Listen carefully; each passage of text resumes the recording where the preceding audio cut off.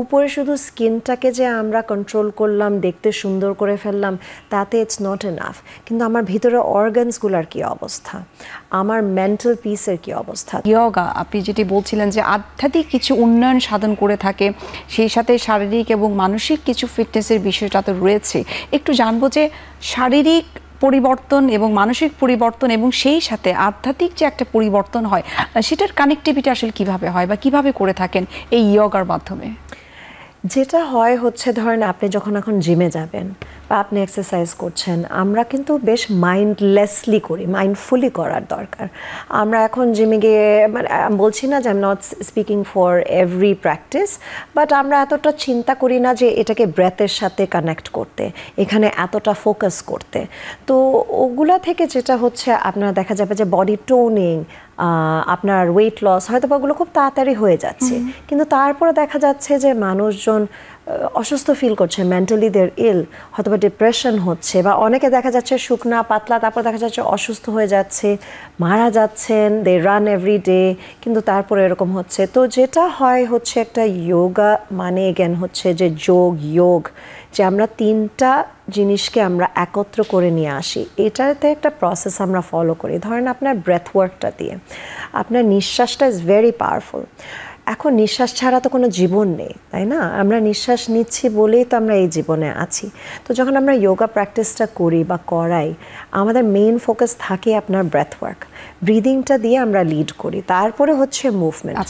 তারপরে এখানে আপনার ধরেন যোগাতে 8টা পার্ট আছে, এই 8টা পার্ট আমাদের আস্তে আস্তে করে ফলো করতে হয়। ধরেন এটা কিন্তু শুধু যোগ ব্যায়াম না বা ব্রিদিং এক্সারসাইজ না, এটা শুরু হয় একদম আপনার মাথার মাইন্ডের ভিতর আমরা কি চিন্তা ভাবনা করছি।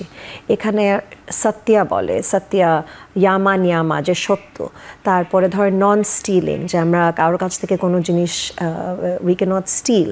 নন ভায়োলেন্স এমন না যে শুধু কাউকে মারলে ভায়োলেন্স হয়ে যায়। আমরা যখন চিন্তাও করি একজনের ব্যাপারে, যখন খারাপ নেগেটিভ চিন্তা করি, ওটাও কিন্তু ভায়োলেন্স। তো এখান থেকে শুরু হয় যোগা, ইয়ামা নিয়ামা, নিয়ম কানুন থেকে।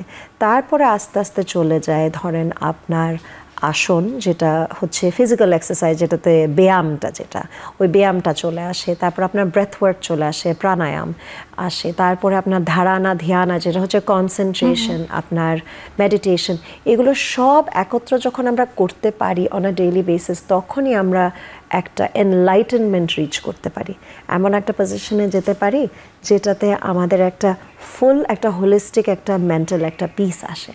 আচ্ছা, অ্যাজ এ ইয়োগা টিচার আপনার আসলে কি পরামর্শ, যারা আসলে নতুন করে শুরু করতে চাচ্ছে বা একেবারে হয়তো ইয়োগা সম্পর্কে তাদের একেবারে কোনো ধারণা নেই, তাদের জন্য আপনার পরামর্শ কি? যে আপনি বলে যে বিভিন্ন স্টেপস রয়েছে, কিছু ব্রিদিং এক্সারসাইজ রয়েছে এবং কিছুটা ডেডিকেশনের ব্যাপারও রয়েছে ইয়োগা করার ক্ষেত্রে, সো তাদের প্রতি আপনার পরামর্শ কি?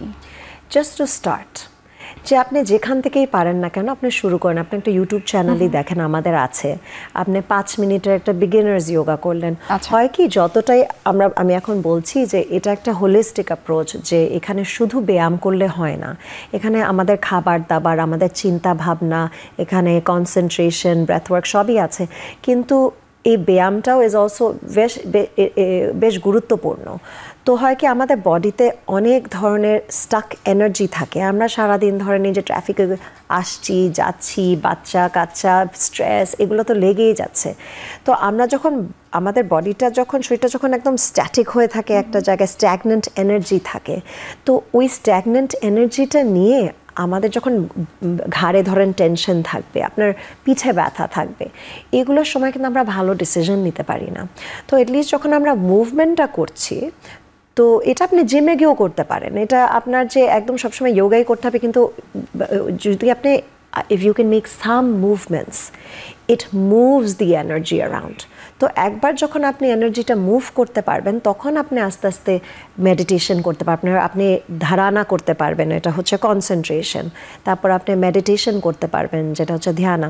তো এইসব সব আস্তে আস্তে আসে, কিন্তু ফার্স্ট অ্যান্ড ফরমোস্ট আমাদেরকে শরীরটাকে নাড়াচাড়া করতে হবে। আচ্ছা, এক্ষেত্রে যারা আপনাদের কাছে শিখতে আসে বা ইয়োগাটা করতে আসে তাদের নিশ্চয়ই আলাদা আলাদা কিছু রিকোয়ারমেন্টস থাকে, কিছু ডিমান্ড থাকে যে আমার ফিজিক্যাল ফিটনেসের পাশাপাশি আমি মেন্টালি একটু স্টেবল হতে চাই। সো এরকম ক্লায়েন্ট আপনারা পান কিনা বা কিভাবে তখন তাদেরকে আসলে আপনারা ডিল করেন?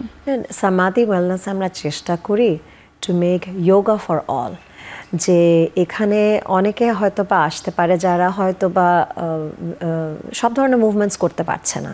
অনেকে আসে যা আমার মেদভুঁড়ি কমাতে হবে বা আমাকে ফিট হতে হবে, আমি ফ্লেক্সিবল হতে চাই, আমি স্ট্রেচ করতে চাই, আমি অলরেডি আমার রানার, আমি ম্যারাথন দৌড়াচ্ছি, আমার পায়ে ব্যথা থাকে বা হ্যামস্ট্রিংস আমার টাইট। আবার অনেকে এরকমও থাকতে পারে যে ওনারা চেয়ার ছাড়া বসতে পারছে না মাটিতে, তো ওনাদের জন্য ধরেন আমাদের চেয়ার যোগা, বাচ্চাদের জন্য কিডস যোগা, বা এখন বয়স্কদের জন্য আবার অন্য ধরনের অনেকে আছে। অনেক সময় আমরা শুধু ব্রেথ ওয়ার্ক করাচ্ছি। তো আমরা এমনভাবে কেটার করতে চাই যে ইট শুড নট বি যে যোগা শুধু শুকনা পাতলা মানুষের জন্যে আর যে ইয়াং তার জন্যে।